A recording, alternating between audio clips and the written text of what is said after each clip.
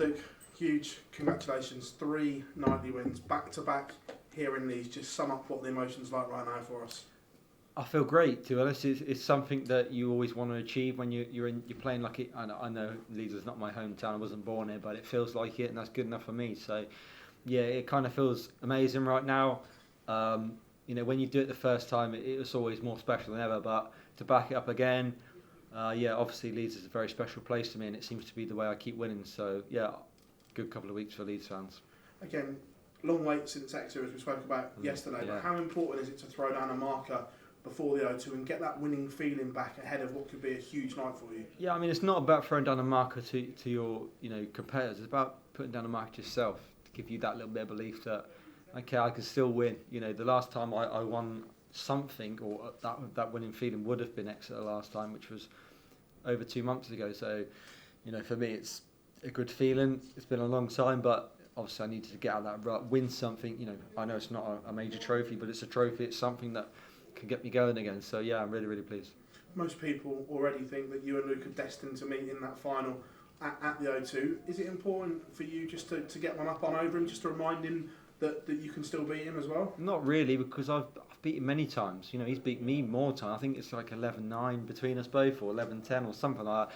I don't think you have to get one up on people. I'm not in that kind of mind frame to do things like, I need to get one up on him because that'll teach him. I just, when you're playing, you just want to be at your best. You want to be playing well, and obviously when you're beating the likes of Luke, who is one of the best players in the world, me and him together, yeah, it's good confidence for me. But that doesn't mean if you make it into the final, he's going to think about this game. So yeah, it'll be irrelevant if we make it to the Premier League final. 2 weeks to go. 3 places for the O2 are all done and dusted. You, Luke, and Gezi guaranteed. Is Gezi guaranteed? Yeah, well? Gezi's Cool. down now as well. So how nice is that going to be? Just being in and around the practice room, watching everyone else sweat for a change. And can you have some banter with them now? Yeah, I mean, of course, I won't ban them too much because it's important. I don't want to put them off and stuff like that. But it's going to be an exciting finish for. I think Rob can still.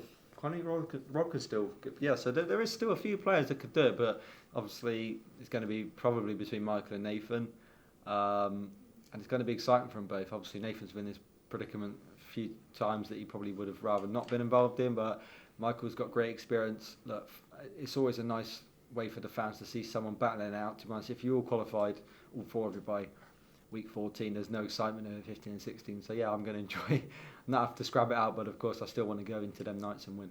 Cheers, Luke. Thank you. Luke, well done on tonight. Thank you, just to explain what it was like coming out in front of that home crowd. I know you did it last year, but the circumstances around the last few days or so, what was it like? Yeah, really special, to be honest. It's like I said, it's not my hometown and that, but of course it still feels like that. I've got such a great relationship with the city of Leeds, the Leeds fans. So yeah, it was a lovely reception from them, and it's really great when you give them that win as well. Obviously last year was a different feeling because I was desperate to win because I really wanted that feeling. I got it. This time, of course, it's still great, but it's been a great couple of weeks for Leeds fans. I'm sure that just tops it off a little bit and makes them all very proud. Does the win tonight sort of, you talked about getting that win the first time since night 4, does it add that little bit of extra focus going into this latter end of the season now, 2 more nights left, and then you've got the big one at the O2? Yeah, it does. It gives you a bit of confidence, a bit of belief in yourself. I don't think I've been playing that bad over the last couple of months. I've been, averaging over 100 and stuff, just not really finishing my opponents off and playing at that critical performances that I did last year. I think I said it earlier on in one of my interviews. Last year I was really clinical. This year I haven't been, but I'm not out. I'm still playing decent enough, to be honest. It's just not being clinical. But tonight and a couple of nights over this Premier League it has been. So hopefully I can do it when it really matters in the finals night. Well done, Luke. Thank you, mate. Luke, congratulations. How much of a difference does it make having the crowd on your side, particularly in a game like the final where it was so nip and tuck? Yeah, it can help, but it could also be a hindrance because you're desperate to give them what they want, and I thought they were pretty fair tonight. To be honest, I don't think they were really whistling or booing or really trying to put anybody off. There was a couple of jeers every now and then when people were missing against me, but yeah, I thought that was a really great crowd. I didn't see any of the fans trying to put my opponents off, which is the way it should be. So yeah, it was a really good crowd tonight.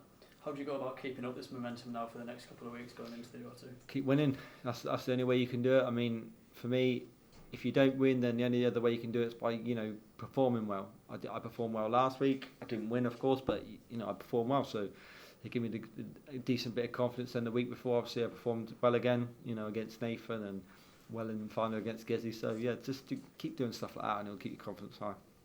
Thank you, mate.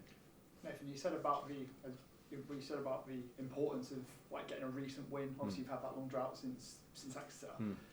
Of your 3 nightly wins, would you say this is arguably the most important, considering how late it is in the season and it's not that far to the final night? Arguably, yeah, but I think the first one's probably the most important because it sets you off a good precedent to go on and get off early. If you're sort of searching and trying to do what Nathan and Michael have got to go through right now, it becomes tough. So for me, the first one was important because it was nice to get off to a great start, and it gave me good confidence to get a good lead in the table. And I'm reaping the rewards from that start. I did 4 nights. I was on 15 points, and that really helped me out, to be honest. Of course, this is my favourite win out of the 3, but I think the first one was the most important. It set off a good precedent for myself in this Premier League. And we saw it from Luke as well, the fact that you're both in the final and you were already assured of your places.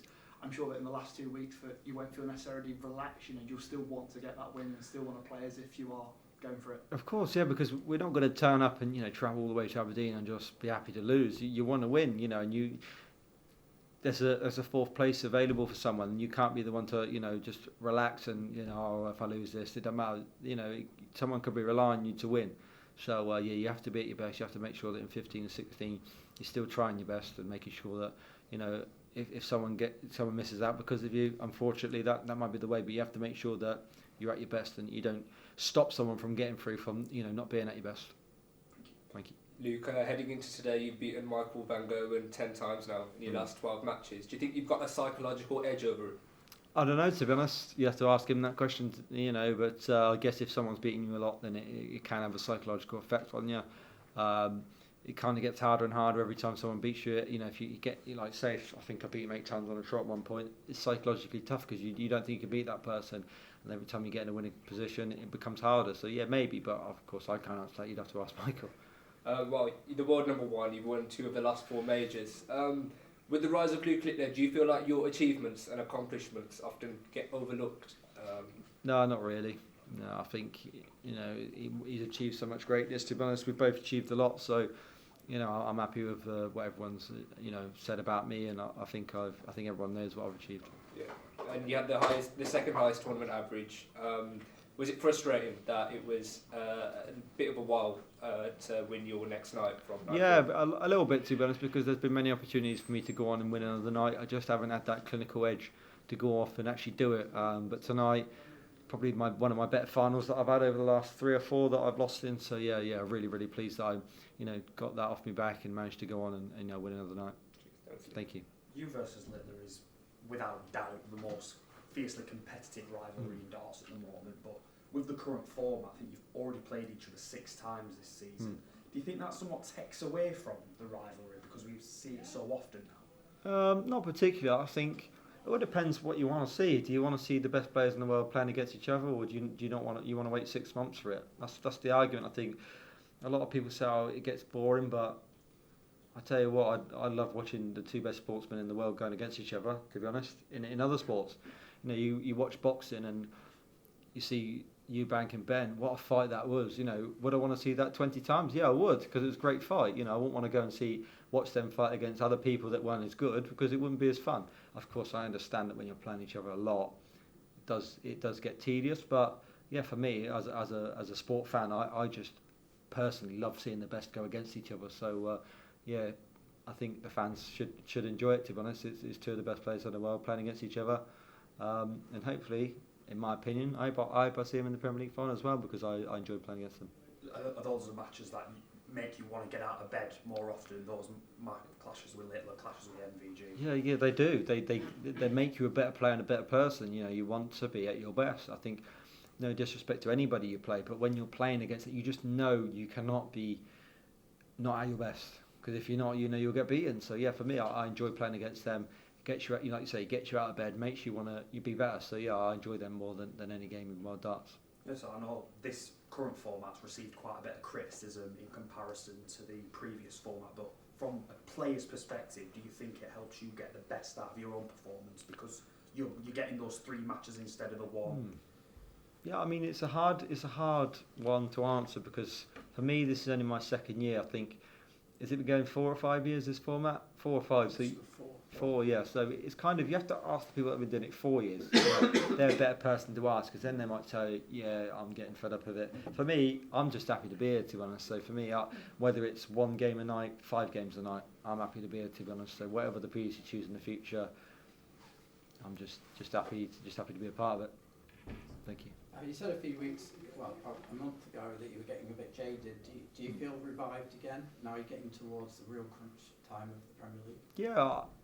Yeah, I just said how I felt, to be honest. I felt a little bit tired, a little bit like I was doing too much for my own self. And you learn from these experiences. Next year when I play in the Premier League, I want to make sure that I give myself more time, maybe miss a few more exhibitions than I usually do, miss a few more pros, all this type of stuff. You're learning every year, and there's nothing wrong with feeling a bit tired, but I've had a bit of time off now, spent a bit more time with family. Of course, I feel a little bit more rejuvenated. I look forward to coming to darts now, and you have to do that. So I think you look at the top players, they do miss more than others because you have to. Yeah, I know you were initially a little bit disappointed with some of the reaction, but then were you warmed by how many people rallied behind you after you spoke out about it? Yeah, I mean, look, no good looking into the negativity because it's no good. I know I said what I said, but sometimes it never does you any good being honest because it always comes back to bite you in the bum. So for me, I kind of felt like, I was just being honest and I didn't really expect a reaction from it, and everyone reacted like, you need to get a real job. But I've done that before, 6 years as a roofer. I know what it feels like to do a proper job, and this does feel harder, to be honest. But it's the travelling, it's being away from your family, but also very, very privileged to do what I do. So of course you have to take the understanding that it's not always going to be easy as you want, and it is tough. But yeah, I'm happy to accept that it is, and I'll keep doing it. The good thing is, though, by opening up about it, other players who feel their schedules got too busy, it's something they can all work on.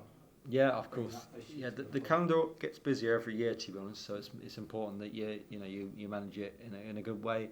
When the calendar comes out this year for next year, I'll make sure I manage it in a good way.